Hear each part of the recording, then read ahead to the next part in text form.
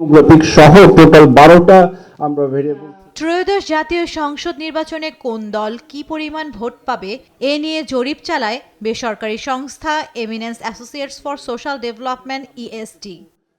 আগে থেকেই সোমবার বিকেলে রাজধানীর ফার্মগেটে কেআইবি মিলনায়তনে জরিপের ফলাফল তুলে ধরেন ইএএসটির প্রধান নির্বাহী শামীম হায়দার তালুকদার। তিনি বলেন, জরিপে 20,495 জনকে যুক্ত করা হয়।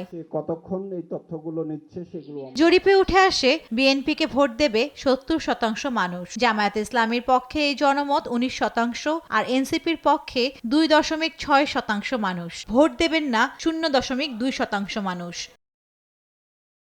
আগামী নির্বাচনে কে জিতবে, কোন দল সরকার গঠন করবে, জরিপে উত্তরদাতাদের সামনে এমন 4টি প্রশ্ন রাখা হয়েছিল।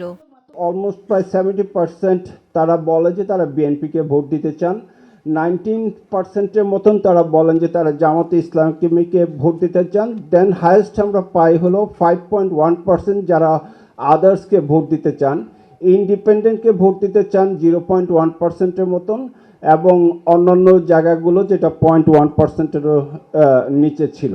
গত 20 ডিসেম্বর থেকে চলতি বছরের 1 জানুয়ারি পর্যন্ত এ জরিপটি পরিচালনা করা হয়। জান্নাতুল মোহনা, দেশ টিভি, ঢাকা।